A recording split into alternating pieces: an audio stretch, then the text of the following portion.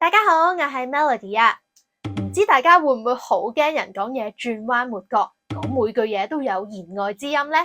嗱，雖然喺我哋嘅刻板印象之中咧，覺得外國人講嘢都係比較簡單直接啦，咁但係咧英文嘅表達入邊咧都有好多言外之音㗎喎。例如大家有冇諗過 Tell me about it 唔係叫你真係講多啲？外國人講 interesting 唔係對你所講嘅嘢真係有興趣。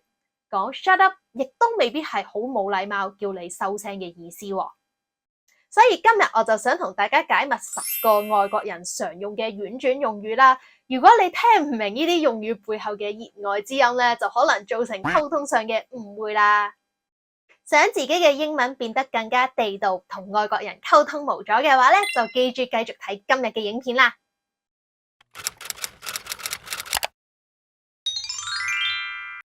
Hey, you know what?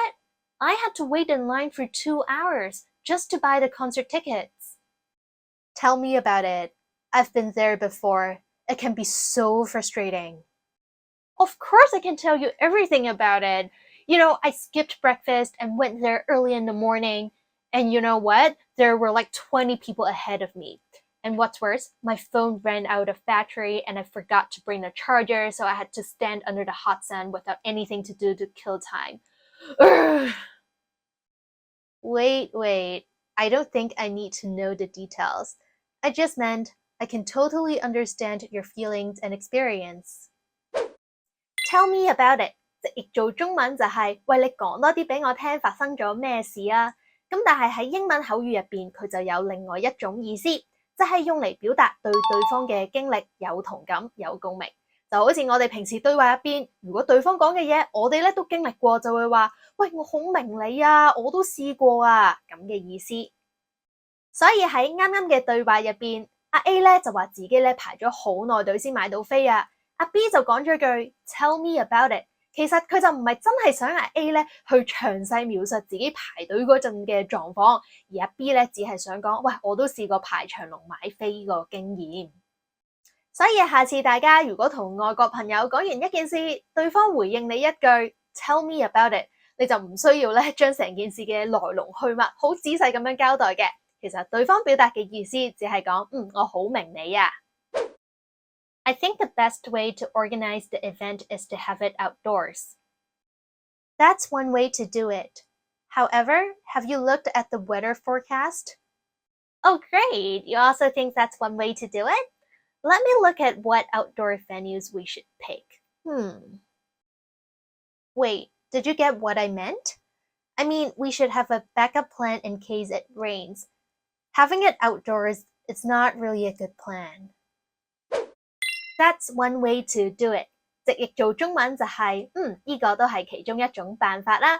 表面上好似係認同緊對方嘅做法，咁但係又係啦，喺英文口語入邊咧，一句咧其實係暗示緊有另外一個更加好嘅方法啦，所以你對對方嘅做法其實係有保留嘅喎。例如開緊會嘅時候，有位同事可能會話I believe we should focus on marketing our product through social media， 覺得應該用社交媒體去做市場推廣。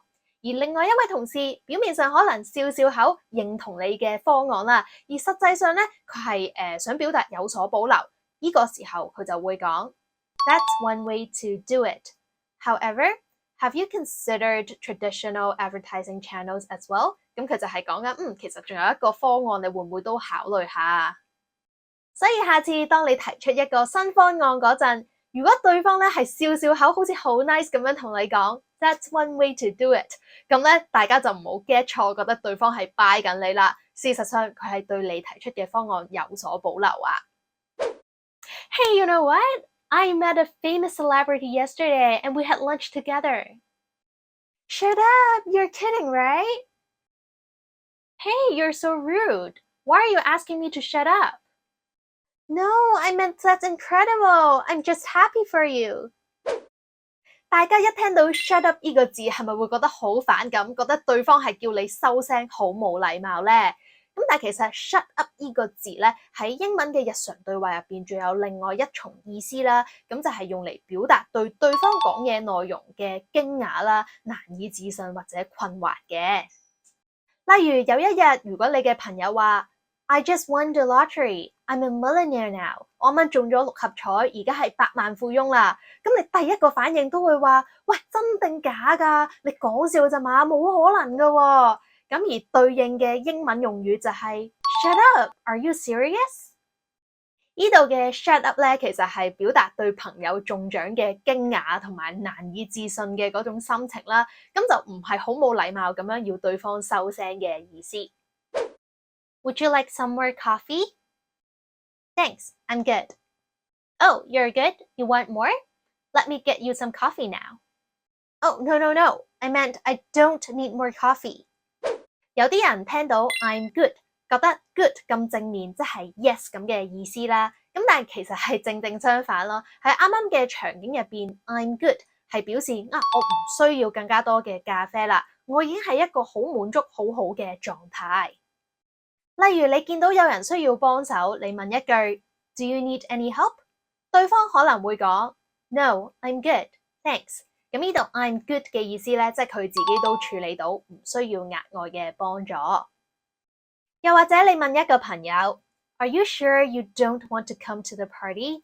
你確定你真係唔要嚟參加個派對？咁朋友就可能會講 I'm good, I have other plans。咁咧就係講緊，我確定真係唔參加啦，我已經有其他嘢做。喺呢啲例子入邊 I'm good 都唔係直譯做我好好咁嘅意思，而係講緊自己已經係一種滿足嘅狀態，所以唔需要對方嘅幫助啦，係用嚟婉拒對方嘅好意嘅。I'm thinking of getting a face tattoo.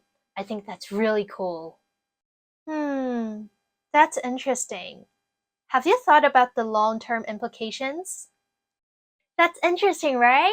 I'm really excited. Nah, I meant I think you should really think about it seriously before getting a face tattoo.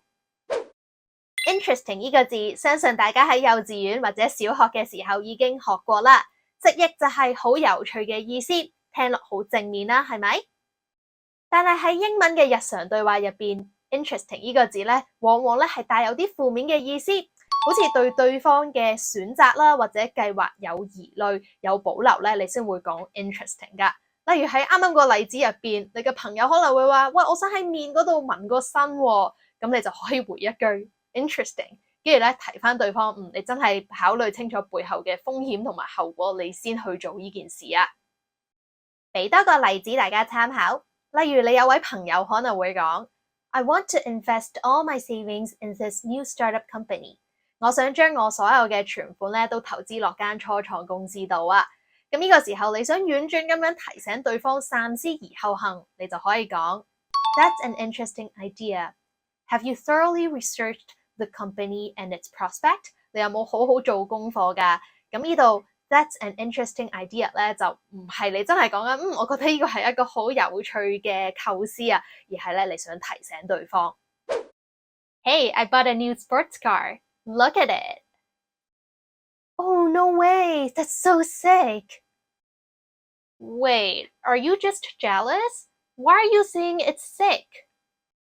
No, I meant I'm really happy for you. I'm excited to take a ride on it. 大家一聽到個 sick 字，係咪會聯想到啲負面嘢，例如係病啦，又或者講緊一啲好嘔心嘅嘢咧？咁但係英文口語入邊咧，當你講一樣嘢 that's so sick， 正咧係有相反嘅意思啊，係講緊一樣嘢好型啦、好正啦，甚至係表達讚賞嘅意味。所以喺啱啱嘅對話入邊，見到朋友買咗新車，你講 that's so sick。就唔係話妒忌對方咧，去貶低對方架車啊。相反咧，你係講緊哇架新車好型好正喎，真係好想坐上去啊咁嘅意思。喺英文口語入邊，當 sick 呢個字出現喺朋友嘅對話之間，其實就好似你講 awesome、amazing、cool 咁嘅意思啦，都係表達一啲令人印象深刻啦、好興奮啦，或者令人羨慕嘅事。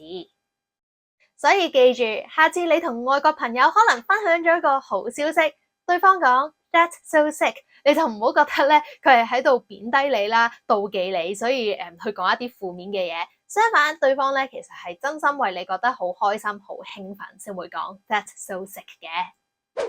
Hey, how was the party last night? Oh, it was great. And you know what? I met a cute boy. Oh, really? Did you get his phone number? Do you have a crush on him? What are you talking about? He's just 5 years old. He's really cute. Oh, wait. I thought you met someone sexually appealing, so you said he's cute. 嗱，cute 呢個字咧，我哋由細用到大啦，佢有讚人哋可愛迷人嘅意思。例如我哋見到啲貓貓狗狗或者 BB 仔好得意，我哋都會話 The puppy is cute, the cat is cute, the baby is cute。咁但係當外國人用 cute 去形容一個成年人嗰陣咧，個意思就唔係講緊對方可愛咁簡單啦。好多時候咧係講緊有愛情上邊嘅吸引力。尤其是當 cute 呢個字咧形容一個成年女性嗰陣，往往咧都係講緊佢好性感迷人啦，同 sexy 咧其實係有相似嘅意味㗎。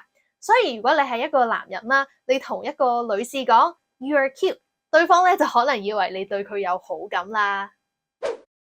Can you help me with the project? I'm done. Great. You said you're done with your part? Let me show you mine. No, I meant I'm not interested in the project anymore. Sorry, I can't help.